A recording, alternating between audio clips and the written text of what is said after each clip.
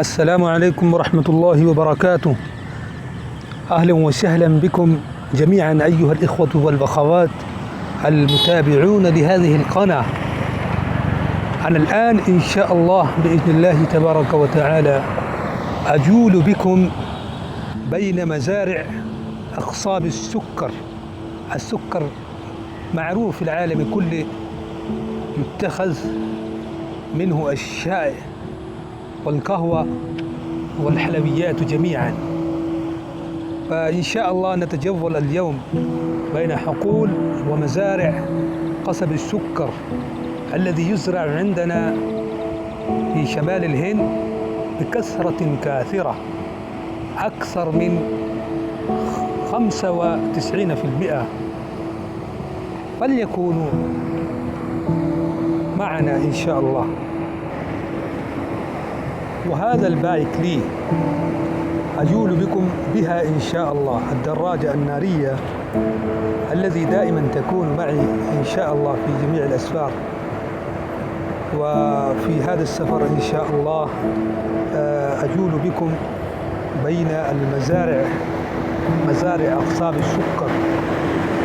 وهذا الذي ترونه أنتم النهر الذي حفرته الحكومة الهندية لسقي المزارع والحقول. فلتكونوا معنا أيها الإخوة، ونبدأ السفر والجولة الآن.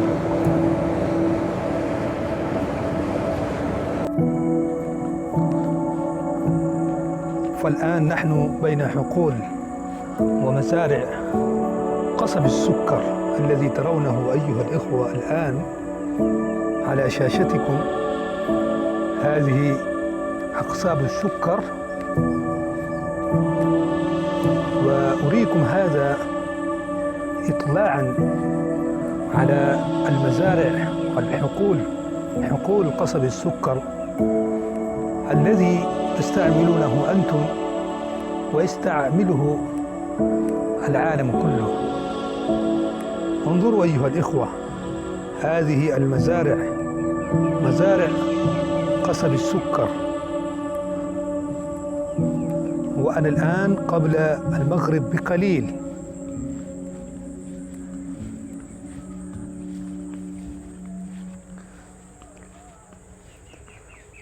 وأصور هذا المقطع أيها الإخوة باللغة العربية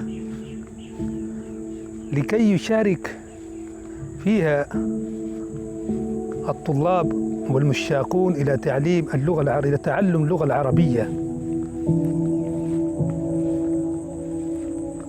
وأنا أجعل هذا الفيديو أيضا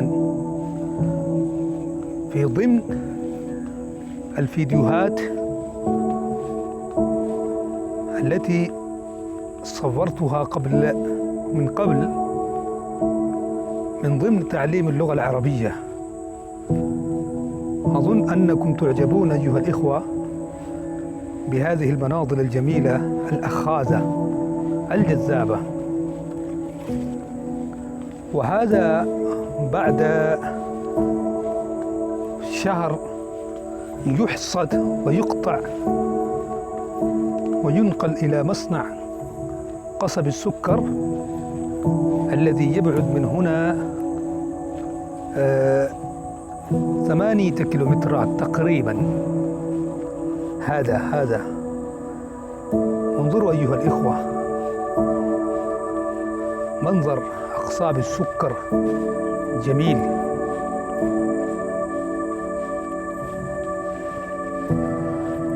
بعد الشهر يحصد وينقل إلى مصنع السكر ويتخذ منها هنالك السكر الأبيض الذي يستعمله العالم.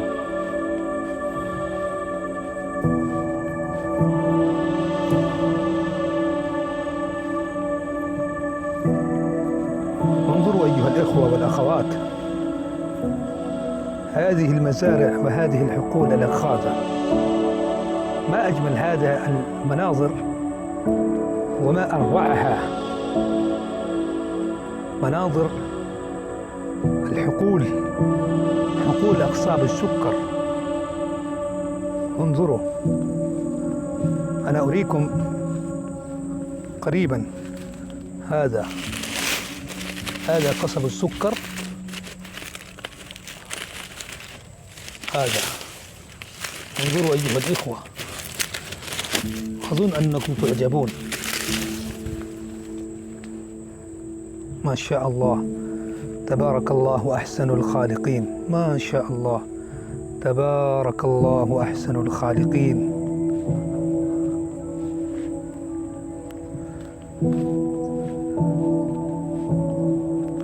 خبصورة مناظر خلابة أخاذة